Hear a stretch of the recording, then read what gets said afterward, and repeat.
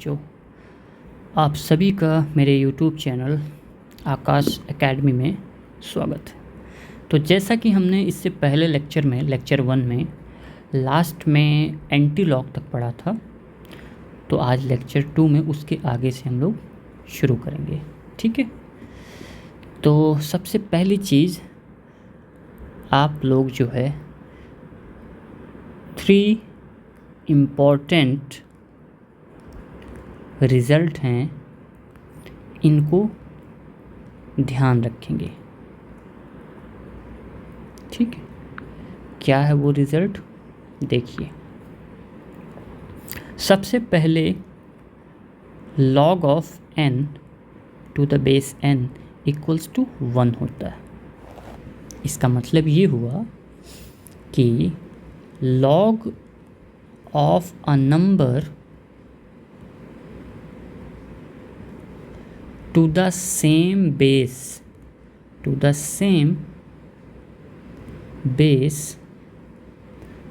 is 1।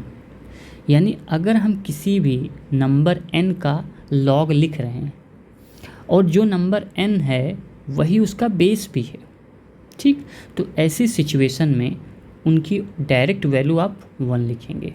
ठीक, और आप चाहो तो इसको खुद से प्रूव भी कर सकते हो। वही तरीका मैंने आपको बताया नहीं था इससे पहले क्वेश्चन में कि आप इसको बराबर कुछ मान लीजिए, p मान लो, उसके बाद सॉल्व करेंगे तो 1 आएगा। सो आप इसको ट्राई कर सकते हैं। दूसरा रिज़ल्ट होता है बच्चों log of n to the 1 upon base में है 1 upon n, log of n to the base 1 upon n equals to -1। ठीक है, इसका मतलब log of a number to its reciprocal is -1 होता है। ठीक है, यानी ये नंबर अगर n है और बेस में 1 अपॉन n हो रहा है तो -1 होगा। अच्छा, एक और बात भी आप समझ सकते हैं, अगर कभी बेस n हो जाए और ये नंबर 1 अपॉन n हो तब भी इसकी वैल्यू -1 ही होगी। ठीक है, ये हुआ सेकंड रिजल्ट। अब आते हैं थर्ड रिजल्ट पे। थर्ड रिजल्ट ये होता है कि log of 1 to the base a always equals to 0। ये बहुत इम्पॉर्टेंट है कि इसका मतलब हुआ log ऑफ यूनिटी मतलब 1 टू एनी बेस, मतलब आप कोई भी बेस ले सकते हैं। कोई भी का मतलब आप कुछ भी मत लीजिएगा, बेस की कंडीशन वही रहेगी जो हमने जो पढ़ी है शुरुआत में लॉग की, यानी base must be positive and not equal to 1 होना चाहिए। उसमें आप कोई भी ले सकते हैं बेस। इसका ये मतलब नहीं कि एनी बेस में आप कोई भी नंबर नेगेटिव नंबर को बेस में ले लेंगे तो प्रॉब्लम हो जाएगी, फिर तो लॉग डिफाइंड ही नहीं होगा। ठीक है, तो इस बात का ध्यान रखना है हमें। अब जब भी मैं कभी लिखता हूँ एनी बेस, तो ये दिमाग में आपके चलना चाहिए कि बेस 0 से बड़ा हो और नॉट इक्वल टू 1 हो। अब आप कुछ भी ले सकते हैं, इस रेंज में आप कुछ भी ले सकते हैं। ठीक है ना। सो क्या लिख रहा था, unity to any base is 0, यानी log 1 की वैल्यू हमेशा 0 होती। तो ये बड़े इम्पॉर्टेंट और अच्छे खासे रिज़ल्ट हैं, इनको आपको ध्यान रखना, ये डायरेक्ट यूज़ होंगे। ठीक है, अब एक अच्छी बात और हम लोग समझने का प्रयास करते हैं, इससे आपको प्रॉब्लम सॉल्विंग करने में हेल्प होगी। तो मैं कुछ लिख रहा हूँ, आप उसको समझिए। When ever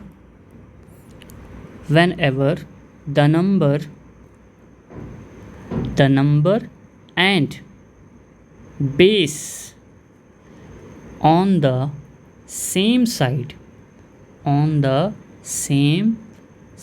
of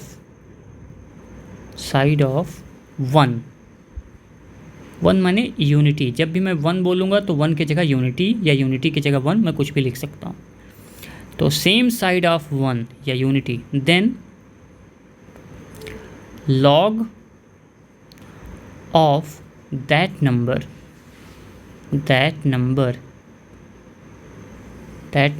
to the to the base is always positive. ठीक है, इसका क्या मतलब हुआ कि जब भी कभी किसी भी नंबर का लॉग लिखेंगे, अगर वो नंबर और बेस ये दोनों चीज़ अगर 1 के एक ही तरफ, जैसे मान लो 1 है, ठीक है, आप कोई नंबर लिख रहे हो लॉग में n, वो नंबर 1 के राइट साइड में, जो बेस है वो भी आपका 1 के राइट साइड में, तो उनसे जब सॉल्व करने पे जो रिज़ल्ट मिलेगा, आंसर मिलेगा लॉग का, वो हमेशा पॉजिटिव रहेगा। ठीक है, अगर 1 के लेफ़्ट में दोनों हैं, माने सेम साइड का मतलब दोनों एक ही तरफ हैं, तो हमेशा आंसर हमारा लॉग का पॉजिटिव निकल के आएगा। इस इंग्लिश में जो मैंने लिखा है इसका यही मतलब निकलता है। ठीक है, however if the number and base are located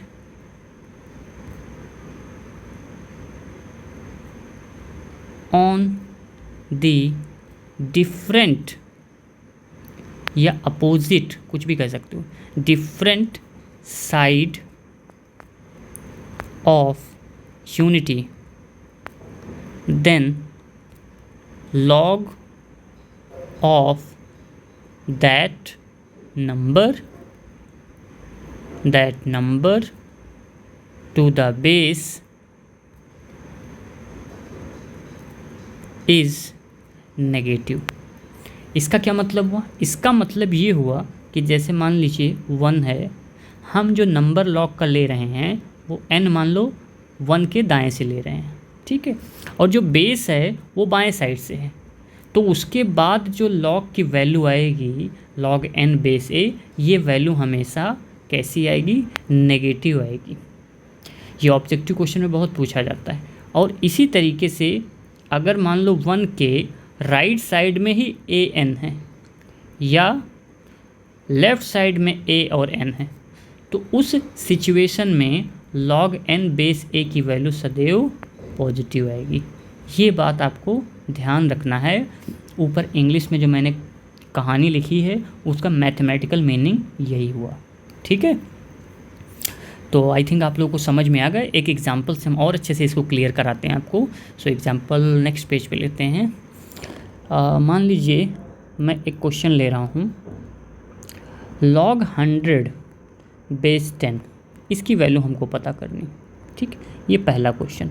इसी के पैरेलल में दूसरा भी कंसीडर करूं ताकि आपको दोनों में डिफ्रेंशिएट करने में आसानी रहे। 100 और 1/10।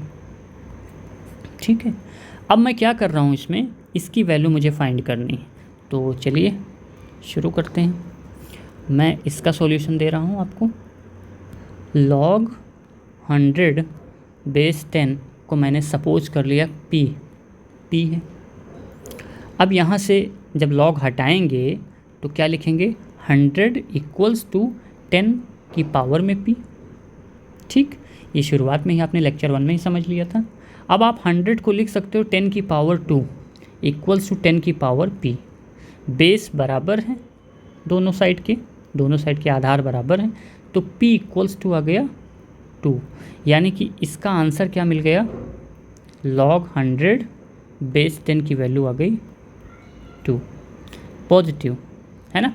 अब यहाँ पर देखिए दूसरा, इस क्वेश्चन में हमने क्या किया? सेम log 100 और बेस में 1/10 इक्वल्स टू, हमने इस बार कुछ मान लिया, q मान लिया।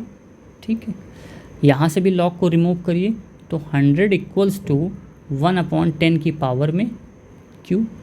100 को लिख सकते हो 10 की पावर में 2 और 1/10 को लिख सकते हो 10 की power -1 whole power q।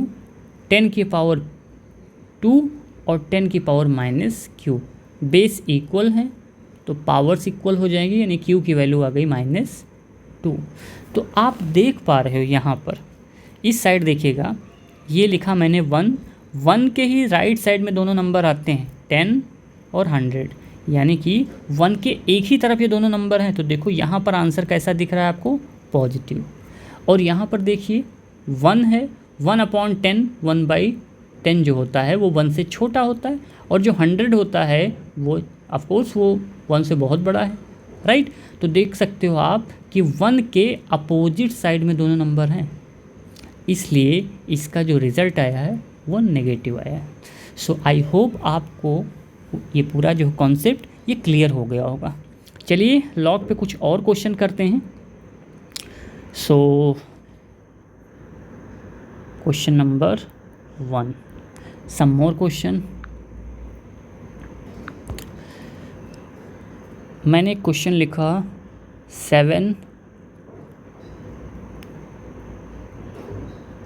log tan 1 degree, ठीक है, और log tan 2 degree, log tan 3 degree,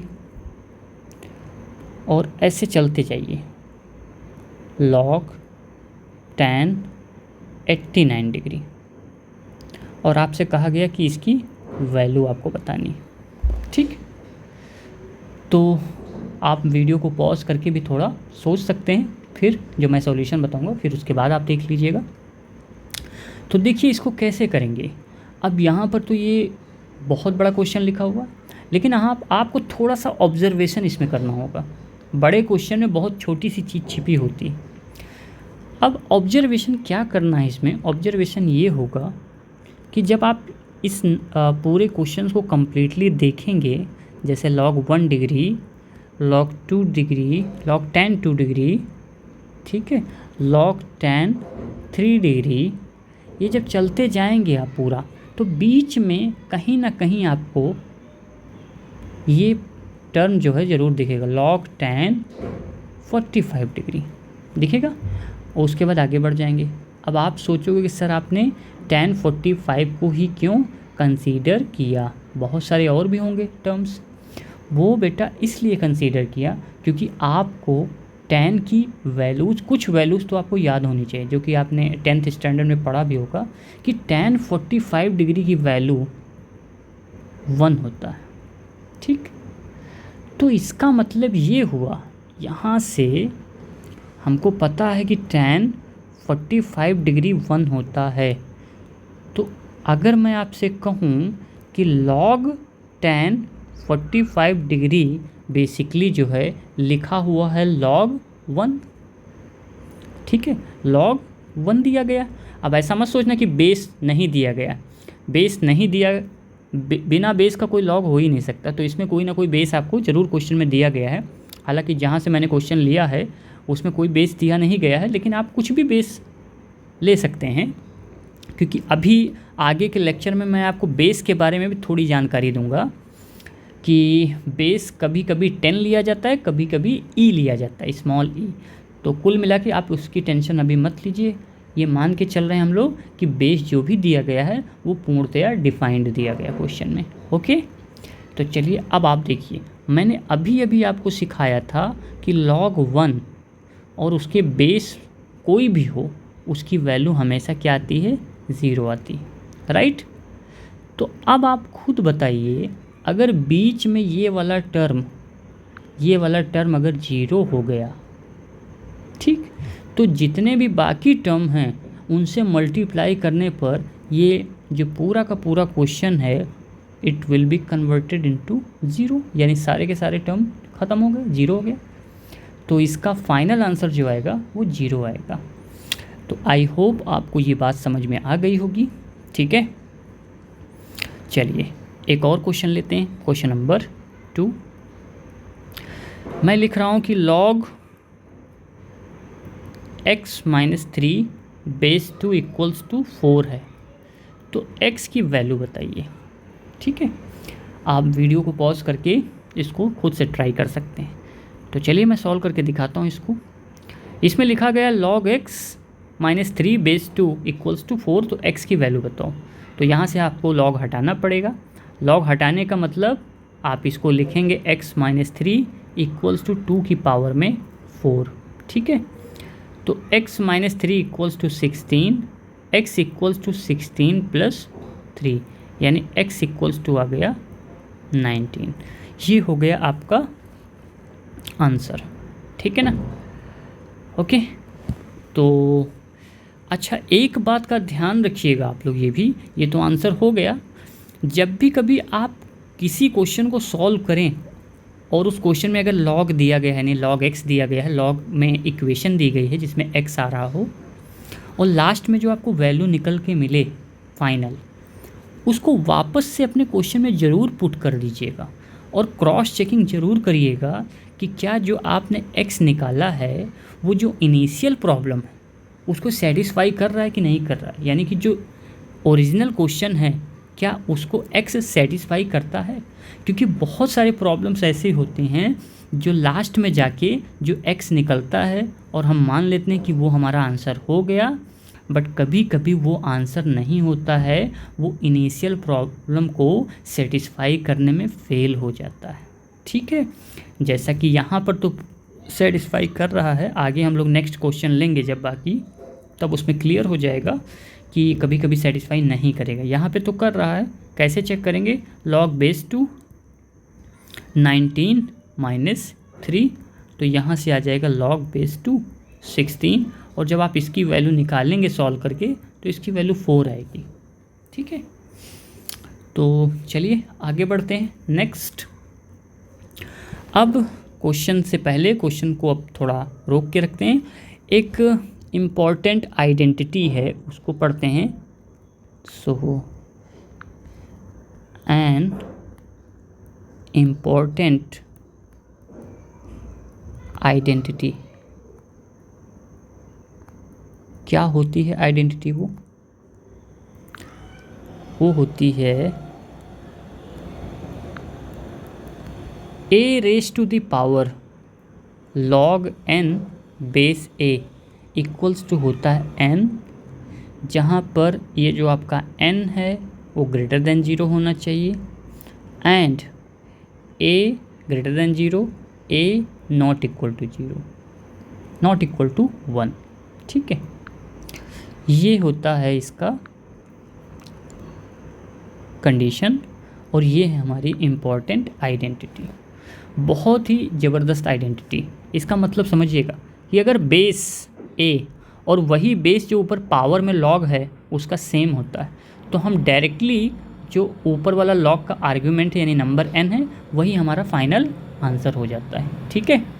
जैसे एग्जाम्पल के तौर पे अगर आपके सामने कभी ऐसा लिखा मिल जाए कि 2 की पावर में log 7 बेस 2 कहा जाए, बताइए इसकी वैल्यू कितनी होगी, आप डायरेक्टली बोल देना 7 होगी, इस प्रॉपर्टी से, इस आइडेंटिटी से। सो आई थिंक आपको ठीक लगी होगी, अच्छा लगा होगा। चलिए इसका प्रूफ देखते हैं कि ये आखिर में ये आइडेंटिटी ट्रू कैसे, क्यों यहाँ से बेस दोनों के ख़त्म हो जाते हैं, वैल्यू n आ जाती। तो इसका प्रूफ भी बड़ा अपने आप में बड़ा इंटरेस्टिंग प्रूफ है। चलिए सबसे पहले क्या करते हैं, लेट जो इसकी पावर में लॉग है उसी को हम सपोज कर लेते हैं x, ठीक है। log n to the base a को मैंने x सपोज कर लिया। अब इस पर क्या करिए, एंटी लॉग लगाइए, जो लॉग की पहली डेफिनेशन आपने पढ़ी थी। तो आप लिख सकते हो n इक्वल्स टू a की पावर में x, ऊपर वाले को हमने इक्वेशन नंबर 1 मान लिया था, तो आप लिख सकते हो इसको n इक्वल्स टू a की पावर में x, राइट। ये बात आपको दिख रही होगी। अब आप इक्वेशन नंबर 1 को ज़रा गौर से देखिए, आपने x किसको माना, log n to the base a, बस इसी x को उठा के यहाँ पे रख दीजिए, यानी n equals to a raise to the power जो x है उसी x के जगह लिख दीजिए log n बेस a, यही इसका प्रूफ है, प्रूफ्ड। सो काफ़ी इंटरेस्टिंग प्रूफ है, सिंपल सा 1 या 2 लाइन का प्रूफ है। बाकी आपको इसकी प्रॉपर्टी यानी कि जो ये एज अ फॉर्मूले के तरीके से इसको ज़रूर याद रखिएगा। चलिए अब एक क्वेश्चन लेते हैं और इसको समझने का प्रयास करते हैं। सो टेक क्वेश्चन मैंने लिखा कि 5 की power log x base 5 plus 2x plus 9 equals to 0। मैंने ये क्वेश्चन पूछा कि सॉल्व फॉर x, कि x के लिए इसको सॉल्व करना है। x के लिए सॉल्व करने का मतलब x की वैल्यू आपको बतानी है। तो देखिएगा ध्यान से, अभी अभी आपने एक प्रॉपर्टी पढ़ी ऊपर की तरफ, आप देख सकते हैं स्क्रीन पे, कि अगर दोनों नंबर सेम है, यानी नीचे वाला बेस और लॉग का बेस सेम है, तो डायरेक्टली हम लोग x लिख देंगे, यानी कि ये लिखा जाएगा x plus 2x plus 9 equals to 0। ये आ जाएगा 3x प्लस 9 इक्वल्स टू 0। तो यहाँ से x की वैल्यू कितनी आ गई? -3। अब आप खुश हो गए, आपको तो लगा कि आंसर आ गया, लेकिन मैंने पहले ही बोल रखा कि जब भी कभी x की वैल्यू जो भी आए तो उसको ओरिजिनल क्वेश्चन में रख के चेक ज़रूर करिएगा। तो आप x की वैल्यू -3 अपने इनिशियल प्रॉब्लम में रखिए, तो आप देखोगे कि जब आप x की वैल्यू यहाँ पर 2x के साथ में रखते हैं तो 2x को तो कोई प्रॉब्लम नहीं, x चाहे नेगेटिव हो चाहे पॉजिटिव हो, क्योंकि वो पॉलिनोमियल है। लेकिन लॉग के अंदर जो x बैठा है वो कह रहा है कि मैं कभी भी नेगेटिव हो ही नहीं सकता, क्योंकि अगर मैं नेगेटिव हो गया तो फिर लॉग की जो ओरिजिनल डेफिनेशन वो फ्लॉप कर जाएगी। तो आप समझ पा रहे होंगे कि इसका मतलब x बराबर -3 जो है वो हमारा आंसर कभी हो ही नहीं सकता। क्यों? क्योंकि ये इनिशियल प्रॉब्लम को सेटिस्फाई नहीं कर पा रहा। तो फिर आंसर क्या होगा? तो आंसर कुछ नहीं होगा। तो अगर आंसर कुछ नहीं होगा तो आंसर को फाई बोला जाता है। जब कोई आंसर ना आए तो फाई आ जाएगा, ठीक है ना। तो ये था इम्पॉर्टेंट आइडेंटिटी और उससे रिलेटेड प्रॉब्लम। आगे बढ़ते हैं बच्चों। अब आगे होमवर्क में हम एक आध क्वेश्चन भी दे देंगे लास्ट में। कुछ ज़बरदस्त प्रॉपर्टीज़ हैं उनके बारे में बात कर लेते हैं, और वो बहुत ही ज़्यादा यूज़फुल हैं। उसको बोला जाता है प्रिंसिपल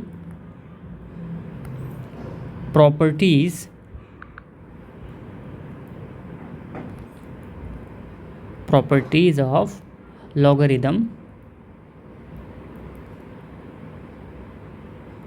ठीक है, क्या है प्रॉपर्टी? तो देखिए, इफ़ mn दो नंबर हैं वो ग्रेटर देन 0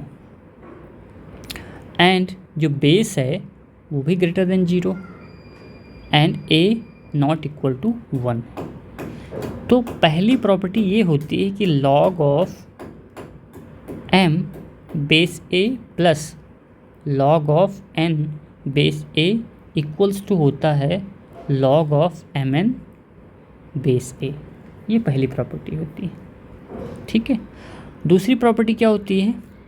दूसरी प्रॉपर्टी होती है कि log ऑफ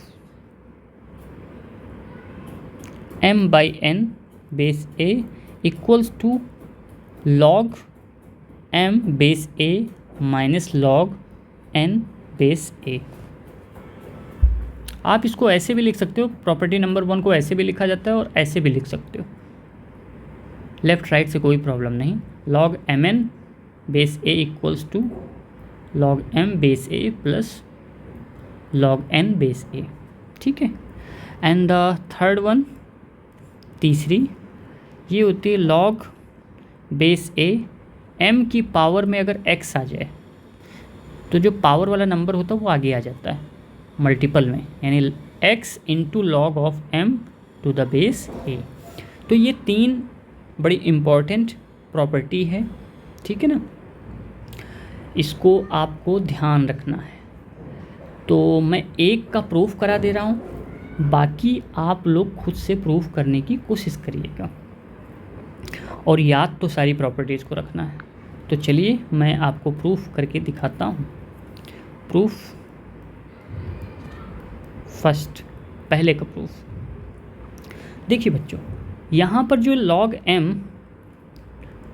बेस a और log n बेस a दिया है, log n बेस a, इन दोनों को कुछ सपोज कर लेते हैं। मान लेते हैं let log m base a को मैंने मान लिया अल्फ़ा, ठीक है, और दूसरी जो है वैल्यू यानी कि log n बेस a को मैंने मान लिया बीटा।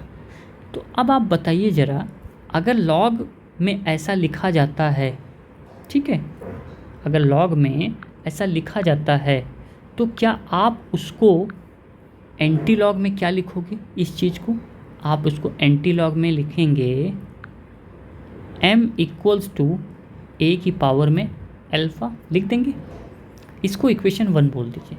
इसी तरीके से नीचे वाला log n बेस a बराबर बीटा को आप लिख सकते हो n इक्वल्स टू a की पावर में बीटा, इक्वेशन नंबर 2।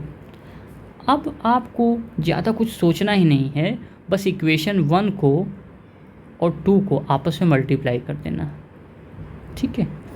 तो यहाँ से मिलेगा m इंटू एन बराबर a की पावर में अल्फ़ा इंटू a की पावर में बीटा।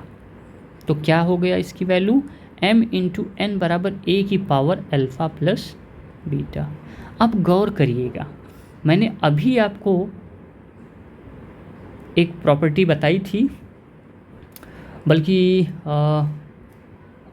लास्ट लेक्चर में ही मैंने बता दी थी उसको। लास्ट लेक्चर में हमने ये पढ़ा था कि a की पावर n, a की power x equals to n को आप लिख सकते हैं log n base a equals to x। और मैंने ये कहा था कि यहाँ से आप यहाँ जा सकते हैं और यहाँ से यहाँ आ सकते हैं कभी भी। तो आप गौर से देखिए, अगर थोड़ी देर के लिए इसको आप सोचो कि ये लिखा हुआ है कैपिटल N, ये चीज़, ठीक है, ये लिखा हुआ कैपिटल N और इसकी जो पावर है वो लिखी है x, तो उसको लॉग में आप क्या लिखोगे?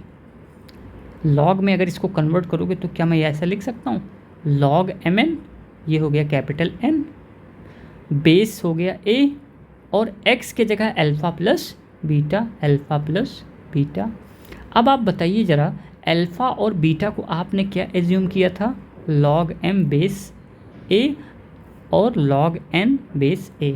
तो मैं अल्फ़ा की जगह लिख सकता हूँ log m base a plus log n base a। यही प्रूफ करना था हमको। सो आई थिंक आपको समझ में आ गया होगा इसका फर्स्ट प्रूफ। इसी तरीके से बच्चों सेकंड और थर्ड का प्रूफ आप खुद से